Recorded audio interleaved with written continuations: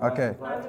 Hi guys, I'm here with my good friend, Rabbi Nesanel Gantz. Rabbi, what? And he's does, among many other things, he has a column in the Ami magazine, Businesses. To me, he's like the Jewish Napoleon Hill. Napoleon Hill wrote a book, Think and Grow Rich, which interviewed the 500 most successful people and their specific recipe of how they came to success. So Nesanel himself is a successful person, but he had the opportunity to interview hundreds of successful entrepreneurs throughout his career and lifetime. And today I want to pick his brain because he has a combination of all these people's knowledge, and let's see what he has to say. So first of all, Nesanel, thank you for doing this. I appreciate it. I really appreciate it. That's a tremendous pressure you just put me under. That was a huge intro over there. But it's Napoleon Hill, 500 people I hear. It's very impressive. Yeah. So my first question to you is, I think that people have a misconception when it comes to entrepreneurs and their humbleness. What did you find? Like, you have this entrepreneur that you're going to interview or you follow for a while and you do the research, obviously. Then you meet them and you talk to them in person. What's the difference? Do you feel that there is a certain humbleness that they have, or do they really stand out to be like untouchable? So again, I think it depends on the person. But I think what happens is like this, as in anything, the most successful person in the world has people that they know on a personal level, right? I don't care how rich or successful you are. You have your close friends. So generally speaking, I think by the time that I'm speaking to them, I would say 99% of the time, they're acting like a normal person, right? Wow. So it's hard to really tell how they are behind different scenes. I think the nature is, obviously people who make a lot of money, it does go to your head often. So It's a normal thing that many people who make money will sometimes act a certain way. It doesn't mean that they're bad people or other than that, but many of them are more humble than you think so. I think the number one lesson that I try to give over to people from my column is that, and they've told it to me themselves, successful people who I've interviewed have said to me, listen, we're more than willing to help people. Matter of fact, here's the big chiddush, right? There's a guy I went to interview, they always talk about David Pilchik, and when he runs a low voltage supply company. And he said that when he started his company, he said his goal was not to work, right? His goal was not to work. He wanted to arrange the processes, the systems and processes that he doesn't have to work. And that was an amazing goal. But he accomplished it, Baruch Hashem. But guys like that who are already at a point where they don't need to work, they have time, right? So a lot of these guys will actually be willing to talk to you, And it's very normal for somebody who is quote unquote not successful or looking at someone who's successful to think, ooh, this guy is so chushuv, I can't talk to him, even though he sits next to me in shul. You'd be so surprised the amount of Yidden who are willing to help other Jews, so they give you some time and advice, and even more than that, like in anything, it's kind of like sales, right? If you're going to start asking many people, you'll get some rejections, but more than not, guys are willing to help, and they want to give back, and especially the very successful person. Believe it or not, how do they give back? Are they going to give money to you? Yeah. They want to give some of their advice, so don't be afraid to ask a person. And this is not from me, this is from the people who have actually been successful. Wow. That's amazing. I agree with that because I see it throughout. When I started my career and I became an entrepreneur, everybody was out there willing to help me, responded to my messages. I met them in person. They are so humble. So I wanted to hear that from you, and you said it right. And also with entrepreneurs, that many times they say that the thing that you're busy the most with, that's taking away most of your time, delegate that to someone else. So it makes sense that these entrepreneurs do have time in their day. My next question to you is, you also interview people, and it's very interesting how you always touch on their childhood and their upbringing. What's a combination of what you see in a person's upbringing that leads them to entrepreneurship and success? It's a very good question, and I'll explain to you first of all why I do that. So The reason why our column focuses so much on the person's background story is because, and this is why I'm confident when I speak to people and I interview people, I usually start off the interview by saying, I think this will be different than anything you've ever done before, and let me know afterwards if it's right. Why is that?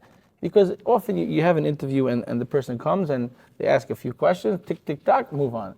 But I said, who says this guy is successful? Because I say so? Because you read on the internet? I think this is why, and I do this on my panels as well, right? I'm just coming from a panel, we're at an event, the Accelerator Conference for bookkeepers, and on stage, I asked the guys to share some of their background. Why is that? Because if you're interviewing somebody and you just say, hey, here's a guy, trust me, he's successful, now let me ask you questions about him. So okay, they might listen, but not necessarily will they resonate. I'm going to answer your question, I'm going to explain first the background. But when you ask someone their background story, you see their struggles, they grew up, they had not an easy background, not a difficult background. It's really, really hard, and yet now they make it, their story, so now you're with them, you resonate them, you're their friend. So now when I ask them some questions, hey, it means something. So that's the reason why I do the background. To answer your question, the answer is no. Meaning, but it's interesting you say that because I specifically always ask someone, I said, were you an entrepreneur as a kid or not? And there's no right answer. Some guys are, some guys aren't. There's guys who learned in Koil their whole life and suddenly they became amazing entrepreneurs.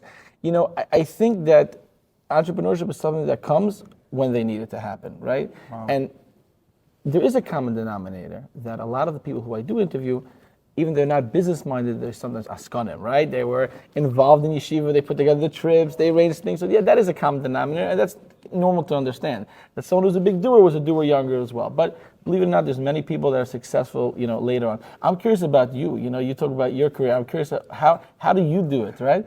I want to turn the table a second. I'm interested in learning more.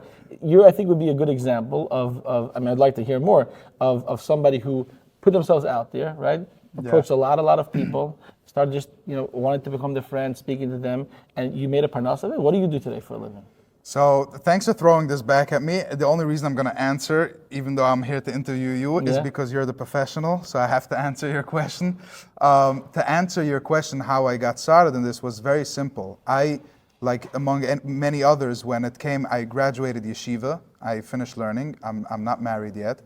But I just went to work a 9-to-5, a construction job. I was making a lot of money, $100,000 to $150,000 a year. It was a good job, but I didn't feel fulfilled. I wasn't doing what I enjoyed. So at that time, I was doing the social media for Michal Schnitzler, and we were able to generate for him tens of thousands of followers and views across all social media platforms. So at a certain point, I got so fed up with my job, like I wasn't feeling it at all, and I started studying a little bit, like what's a different way to do this? And then I started learning about how anybody can achieve their dreams as long as they put their mind to it. So I said, I'm done with working for someone else. I'll be opening a company where people can work for me, and I will be paying them and myself. So it was at that time, I remember sitting with Michal and I told him I have many different ideas. So we started by writing it down, because that's a misconception that a lot of people have.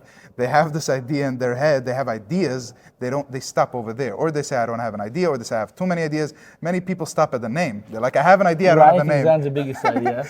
And one of the ideas with social media, Michal was like, I see you have a passion for it, I know you can do it well. This is your business. At this point, by the way, I was already fired from my job because I was just not doing it. I was so demotivated. Right. So I needed a way to make money. So I remember calling up one of my best friends, like Shlomi Bondo. I'm like, you have a successful cleaning business, cleanery. Can I do your social media for like $750 a month? Like it was, and he's like, yeah, sure, I'd love to support you.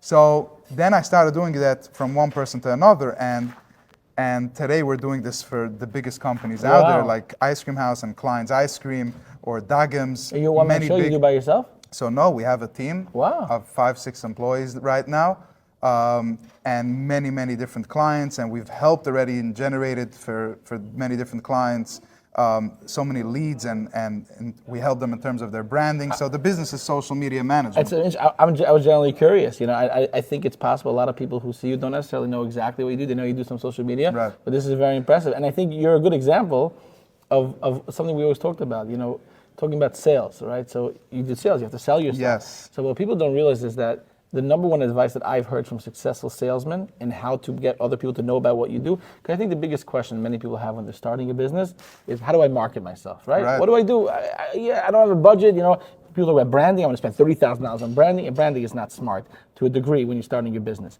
But you have to sell. Now, how do you sell? So people make this big misconception. It's a fine line, but I think here's the answer. And this is just not me talking. This is so many other successful people have told this to me. Tell everyone what you do. You don't have to sell your product. Tell me to do. My name is Eli Weber. I do social media. If you're interested, let me know. I'm not pursuing it. Can I tell you something? I just want to finish this. So the same idea, right? I sell life insurance. I do XYZ. I'm a speaker. I host panels, right? You don't have to hire me, but at least you know that I have it. More and more people know, but more people do it. Yeah, go ahead. I want to add to that, and I heard this from Gary Vee. He said that call your friend and just ask him if he knows somebody that can help you. That to me changed everything, because like you said, don't sell what you're doing. You could introduce yourself what you're doing, but if you ask them, help me with a lead, they'll be a lot happier to help you get a lead rather than helping you through giving them their own money. So So to me, just the journey was just about believing in myself. And I remember when I created that journey, creating a list of things that I want in my business, in my life. I had the visualization of the amount of employees, Amazing. clients, That's and money that I you're want to amazing. make. And it's now 18 months later, and I Wow. have one issue that I have to move up the dream, the visualization. The biggest bracha you have to, the So- biggest problem you should have. Baruch Hashem, oh mine. I want to discuss a very important question I have for you, which is what's the common denominator for many of these people? What is it that helped them launch their business? What did they see? What did they think? What happened to them where they said, let me jump into this? We're talking here people that have generated billions of dollars. What is it that got them into starting actually their business? It's a very good question. I'd love to say that I have a common denominator, but there really isn't.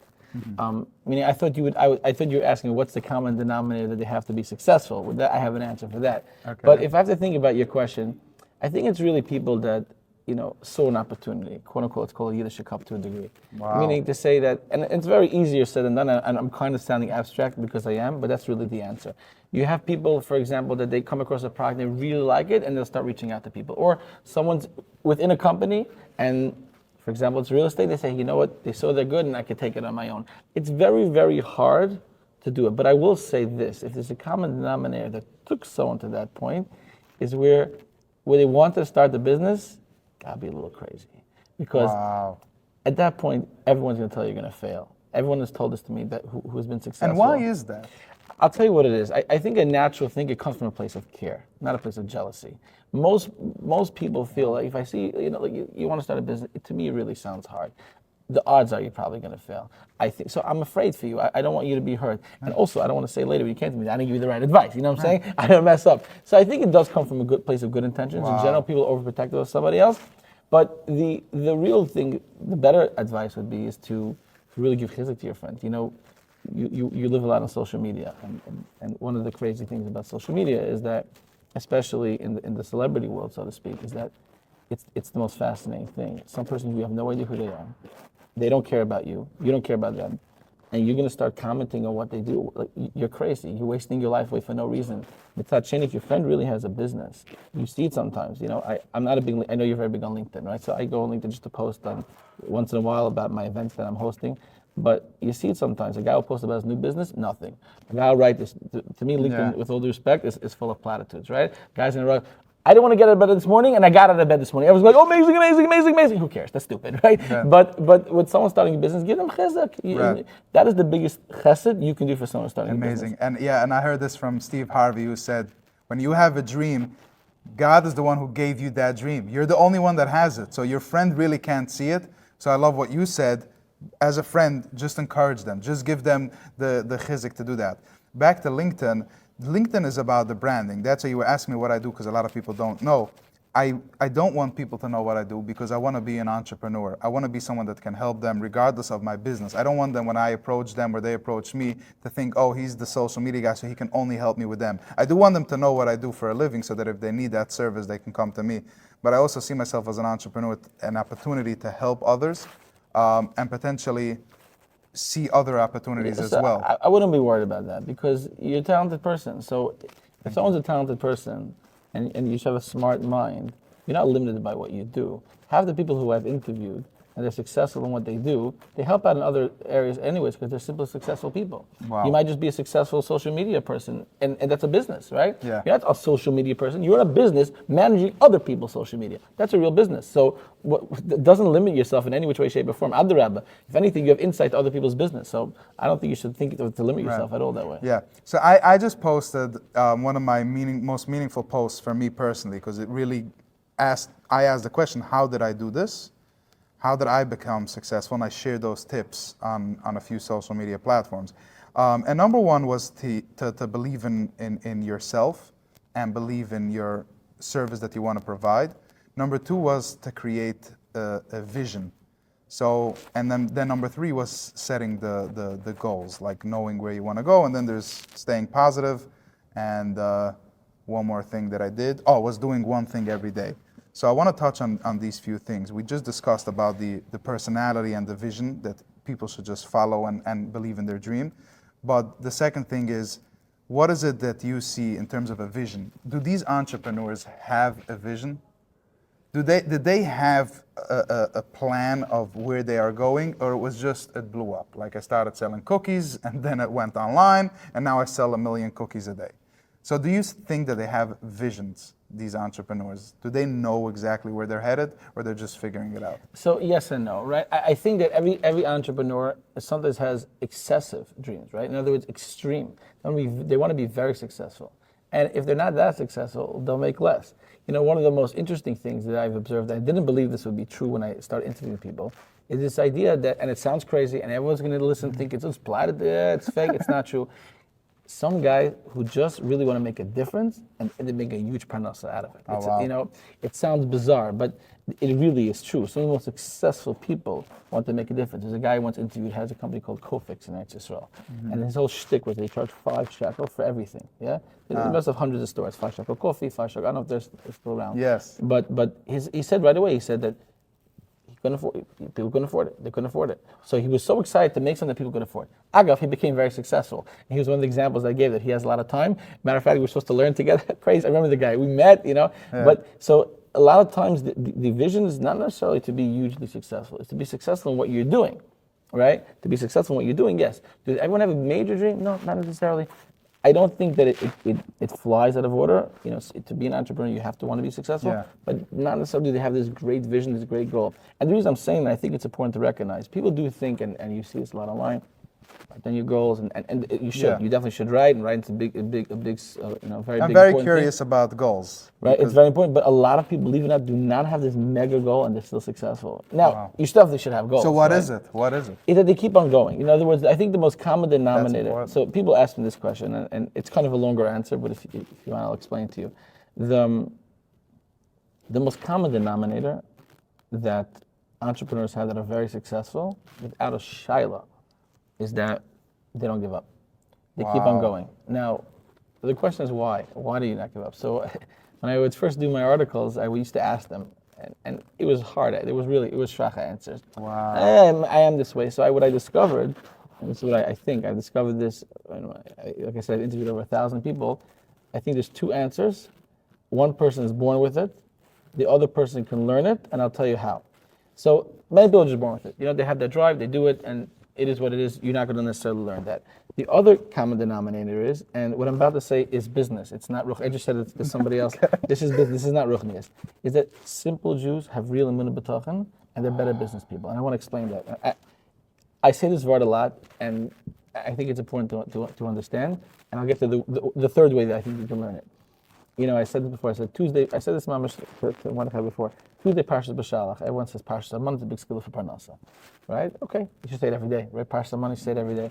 And the Mishnah Berurah says that why is it a school for Parnasa? Because if you believe that Parnasa is from Hashem, so you'll have on Parnasa. But the Tzemach Tzedek says something very interesting. He says, you know how Parshas Aman makes you have money? He says, if you believe Parnasa is from Hashem, you're not scared to take risks in business and take chances. And if you and if you're not scared to take chances, you'll become a better businessman. So you make more money, right? Wow. So that's a business advice, right? Wow. So am I saying to learn Mudaran? Yeah, maybe. But some of them have an innate, and they're not the holiest Yidden, they're not the most biggest tzaddikim necessarily, but they have a simple emunah b'tach. Whatever Hashem wants, they go for it. And the other way that I think people can learn from is by taking real lessons by speaking to successful people. In other words, I think this is what I try to do, for example, in my panels, right? Baruch Hashem, Hashem gave me the opportunity. I've been hired to speak at quite a few business events, at a lot of private companies that hire me as well. We met at the Pecan last week. I saw you there. I was the MC there, and then many private companies hired me to speak to their panels, you know, to host panels in their companies as well. Next week. Hashem, and some other private, Baruch Hashem, B'siyat D'Shmaya. And one of the things that I feel that is the only time, the other answer, is that when you see other people that are successful, but I'm talking about real, I'm not talking about some fluffy social media post about keep on going, that doesn't do anything for anybody. I'm talking about having a real connection where you see someone who's successful, they worked hard, they kept on going, that's a chizuk, right? The same way where somebody learns Mussar or anything. Why do you have to learn Mussar? There was one thing I thought about, so practical. There was a gadol, Reb Gershon Edelstein, who just passed away. And he was a very practical person. And he always told people, you want advice? Learn Musar 5 minutes a day. He didn't say learn for an hour. He didn't, 5 minutes a day. Consistency of Musar will change your life, right? So I see when you see somebody in a real oifen that kept on going, that's inspiration for you. So that's to me the chizuk. I try to do that in my articles. I try to do that in panels. Again, that's not the ideal way, but sometimes you see someone else, you never know what is the thing that will push you over the edge. Give you that chizuk to keep on going, and then you'll keep on going yourself. It's like a ball that's on top of a mountain. It's very heavy. It's hard to push it over. But sometimes once you push it over, it just keeps on rolling. Wow. It's so impressive. I'm really wowed by this because I know from how much data you collected when you talk, everything you're saying is coming from so many deep places. Like if you were to add up all the money that you interviewed, right? We're talking about maybe even $1 trillion. For sure, right? Trillions, yeah. So it's amazing when the things that you share.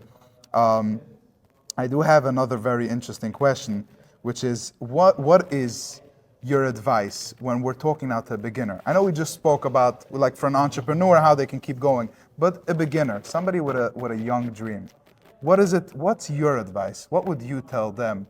Like, because they're seeing everything from so early on, like they don't have anything. That's how they see it. Like they don't, I would say create a vision so that you have something, but they have nothing at this moment.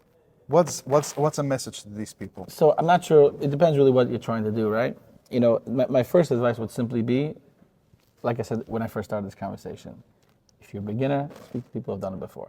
Wow. People will help you more than you think, and they won't help you. Someone else will help you. There's a saying: learn from others' mistakes, and don't learn from your own mistakes. Yeah, but more than that, there are people who will help you in your life. And again, people often misconstrue that, and because in their mind they have this Michigan annoying guy that's always annoying. So whatever, come on.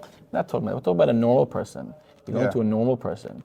You have your business. You're trying to grow it. Wow. There are companies there are meisters that have free mentorship, right? People want to help other people. If you're talking about a practicality sense from someone who's opening up a business and wants to sell, my suggestion would be based on people that I've interviewed is that, yeah, you gotta have a stickle of a brand, but first just sell. Just sell. Just try to sell something. See how it goes a little bit. Again, if someone's sponsoring your business, someone told me a great line the other day. He said, who did he say? You guys told me a great line. He said that I started 26 businesses. I never lost any money. My investors lost money. My clients might have lost some money. I never lost any money, right? Yes. So that's your approach. Okay, spend $1 million in branding. But of course, branding is important, and you have to have a good base with a degree, with seichel. But try to sell. Just try to make sure what you think is going, because you don't want to have a situation where you wasted 2-3 years and it didn't go. You can see that right away, and Hashem will help you move on. I love that. So just keep on going and try to figure things out. But ask around, ask people. You'd be surprised how many people want to support you. And like you said, those who don't talk to them. Right. Do you think that it's appropriate to do business with friends and family? Because a lot of people hold that back. And my encouragement is go yes to the friends and family, because they will for sure use your business. So your first $5,000 a month will easily be made through friends and family that you know for sure is going to work. And then you can expand elsewhere, of course. A lot of people try to avoid that. What's your opinion on this? So it's very normal to want to avoid that. There's a reason why that statement is there, right? And because it's uncomfortable, why should I impose on my family? It's a very normal feeling not to want to ask your family. Okay. You don't want to make them uncomfortable, right? So I would really kind of suggest the other way. I'm going to answer your question in a second. I would suggest that if you are family and you do know that your sibling is dealing with it, right?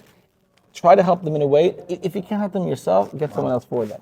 But to answer yourself, look, I really think it's hard to answer our regular achas. I know it's not the answer you wanted, but I do think that if it's a product, definitely try to have your siblings involved. Speak to them, have them involved, but there is a reason why you don't want to involve friends and family. In other words, it depends what you're doing. You said social media, yeah? Would you start approaching all your cousins first to ask them? I'm asking you, would you? You'd be a little hesitant, right? I did start with one of my closest friends. Okay, fine. So But he probably supported you to begin with, correct? Not necessarily it wasn't like an uncomfortable situation. Okay, that's exactly my point. Somebody who, you have to know who you're dealing with. But right? I will say, I think my best client was somebody that came, one of my best clients was somebody that came through my father. Oh. So that being said, I believe that friends and family will help you go. Oh, very good. But it's just, so some people have that insecurity of reaching out to their friends and family. Yeah, so like you said, I think the fine line would be reaching out for what? If you ask them to help you find somebody else, there's nothing wrong with that. To make them your clients, I would think twice right away. Does money change a person? Absolutely. Yeah, no shaila. It's a big avodah. There's a famous story with the Chavetz Chaim. That somebody went to the Chavetz Chaim and he said, I have a big problem. I made a lot of money. I'm not interested in giving tzedakah. I know what's going on. Right? Okay. So Chavetz Chaim said, look, there's two different Yetzer Haras. There's Yetzer Hara when you don't have money, Yetzer Hara when you do have money. He said, you're lucky because you recognize the fact that you recognize that you still have this problem, so you can fix yourself. Of course, that changes people. If people don't surround themselves by people that they can try to fix themselves, I've had many entrepreneurs tell me that they're unhappy with the way they're spending money. They're unhappy with their lifestyle. They realize it's wrong, but sometimes they get caught up. You have to have a good friend, a Rebbe. I think you cannot live without a Rebbe. If you don't have someone who will check you, you have a problem. There's no way. It's just not possible with Metzias that you're a person who will suddenly become mega successful and on your own brain not be able to handle it. Right? Like the famous story, I think 90% of all lottery winners were broke within 3 years. Yes. Why? So why do you think it's suddenly different with entrepreneurship? Obviously, to a degree, maybe because you hustled, there wasn't so much at one time, but you have to have someone who you can speak to and put you in check. Can everybody be an entrepreneur? Absolutely, to a degree. What does that mean? Because sometimes if you're an employee and you're happy, look, I've interviewed people that are very successful now, they're employees, so to speak, they work for a company and they were successful entrepreneurs. They just didn't want to have the grind now, they get paid a big salary to be an employee, so it's very different. But you can be successful in what you do, right? Not everyone's cut up to start a business. I always joke, I'd happily scrub toilets with a toothbrush for $5 million a year. Happily, right? I would be an employee. Okay? My wife's not sure if I would actually do it, but I think so. But the same point, right? You can be successful in what you do. You don't have to start a business. That's Meshiga. If you're happy with what you do and you maximize it, you can support your family, and you're happy, Menuchas Nefesh is the biggest bracha, right? Why does everyone work? The famous joke with the fisherman, right? This guy is fishing by the ocean. Someone goes to him and goes, why are you fishing? Go make a job. He goes, what do I do if I have a job? He says, make money. And then what do? You start a business. And I start a business. I'll be very rich. What do you do if you're very rich? I'll be able to fish all day because I do it now, right? Wow. So again, Menuchas Nefesh is the ultimate goal. So you can be successful, I think, in any which way. So obviously your article, in my opinion, and from the opinion of others, is like literally a favorite for everybody. People love reading it. Thank you. And my question is, when you're preparing for an interview, what are you getting out of these people? How do you prepare the questions? Yeah. Like, are you going to try to pick their brain? Are you trying to satisfy them, satisfy the reader? Are you trying to get out their deep secrets? What is it like? So it's a good question. I'll answer you. I prepare for my interviews with one question. I only ask them, how do you deal with stress? Now, what is that? That's all I ask. Now, I do research. I'm prepared in my mind.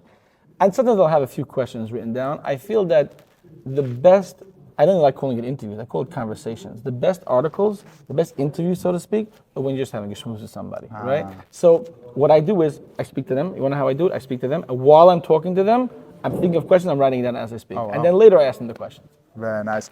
Last question. I heard you ask the question over here, how these entrepreneurs deal with stress. What do you think is the best way to deal with stress? You also mentioned how you deal with stress, but for the audience, what's the best way to deal with stress? Right, so we were talking besides the Munah B'tachim, right? And obviously that's it is sometimes an instant thing. I remember when I was going through very difficult times, my father was sick, I would go into my car, put some Ravar or some real Munah B'tachim, and I'll help you. But I can just tell you something that I've discovered lately, and it was a very big eye-opener for me. I was in a stressful situation. I had to leave to go daven. It wasn't that I left because of my own volition. I decided to go daven, and suddenly I was more relaxed. I realized because I wasn't in that same situation. And I realized to myself, the most common advice that I get from entrepreneurs, how to deal with stressful situations, is to take yourself away from it. Go take a walk, take a break, just escape. Yeah. Now, it doesn't mean escape and go on a vacation. Just walk away a little bit. And what really blew my mind was, I was like, Nesanel, you've heard this 100 times, but you never did it, right? Wow. So what I did, I went to work and I told my employees, listen guys, if you ever see I'm nervous, please tell me to go take a walk. And now I tell my employees to go take a walk. So the word is that, a stress advice is only as good as you implement it, but that's a really good piece. Just take a break, walk away, and because the fact is the stress is something in an environment and in a situation. And if you take yourself out of it, the whole thing will dissipate. Nesanel Gantz, thank you so much for opening your vault and sharing the most inspiring things possibly. I'm honored that you decided to talk to me. Thank you so much. Thank you so much. Thank you. Hi everyone. All your flooring needs, but all the floors.